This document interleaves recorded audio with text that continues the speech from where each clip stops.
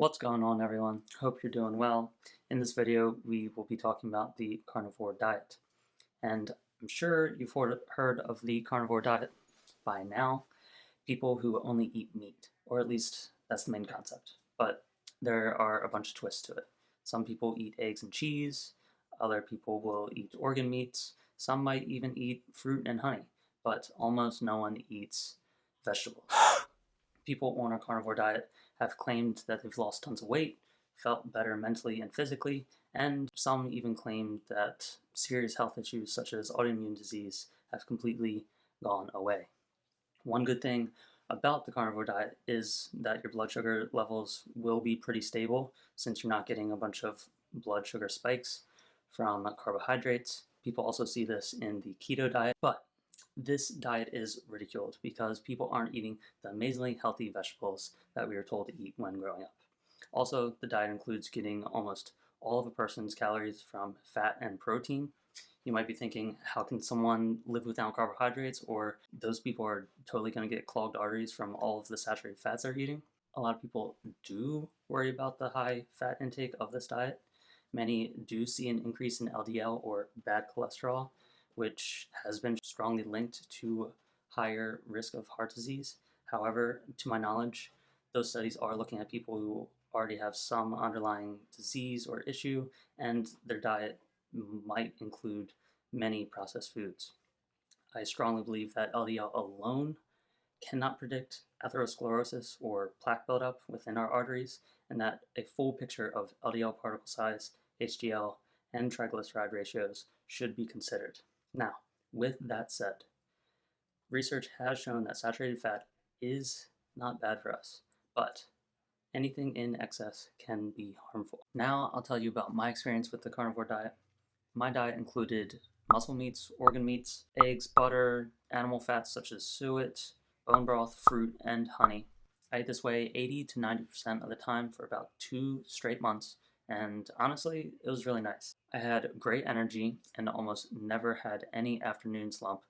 I got leaner, most likely due to the slightly lower calories. And a quick note with that, if you do decide to try the carnivore diet or keto diet, you need to make sure that you're including enough fats to get enough calories. Some people have found after starting these diets, they are tired and sluggish, and that's most likely that they aren't eating enough. So make sure you eat enough. My recoveries from workouts were great, sleep was good, and I enjoyed what I was eating. As a kid, my favorite food was steak, and I would always say if I could eat steak for every meal, I would be very, very happy. And with this diet, I got a chance to. I always thought that eating steak every day would be way too expensive, but with beef steak, it's about $4 a pound, so that was pretty doable. Also, eggs, butter, and suet are cheap, so those are all pluses too. But Matt, how were your poops? I heard on Joe Rogan's podcast that him and his friends had explosive diarrhea. You did say something in your post about a explosive diarrhea. It needs to have a new name. Diarrhea is not strong enough for what I was experiencing. For real? Yeah, it was like someone was tapping into like an oil well. My bowel movements were fine, to be honest. I went from going once a day to maybe once every other day, probably from the decreased fiber intake, but I felt like my body absorbed most of the nutrients, so it's just producing less waste. The most notable thing, however, was the decrease in gas. I went from maybe farting a normal amount, whatever a normal amount is, to 0 or 1 farts a day. 0 or 1 farts a day. That blew my mind. I didn't expect that at all. Also, I had no diarrhea whatsoever. Before the diet that I mentioned a couple minutes ago, I was eating almost the same thing, except I also ate Greek yogurt and a big salad that included a bunch of vegetables. So when I wanted to start this carnivore diet, I just slowly lowered my vegetable intake over the course of about 2 weeks, and then I was mainly carnivore. Now, I'm slowly reintroducing foods back into my diet to see how they make me feel. For example, I found out that pasta makes me a little gassy, rice, sweet potatoes, and Greek yogurt seem to be fine, and I actually feel slightly better eating higher carbohydrates, which I didn't think would happen because I was feeling really good on the carnivore diet. A quick disclaimer, I'm not a doctor. I am simply giving my opinion and my experience on this diet. Please check with a doctor before making any big lifestyle changes, and it's always good to get your blood work done every single year. So, should you try the carnivore diet? I believe the carnivore diet should be used as an elimination diet. You eat strict for 1 to 2 months, kind of recover from eating processed foods and oils, and then you can start reintroducing foods one at a time to see how they make you feel.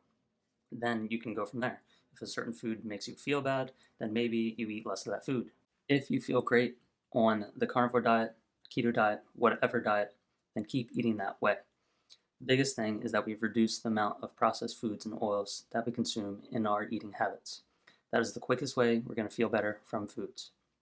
If you find a way to eat whole foods most of the time, then you have won. If you are all about data and specifics like I am, then maybe you try an elimination diet and find the foods that cause you inflammation. I want to thank you so much for watching. I hope you learned something.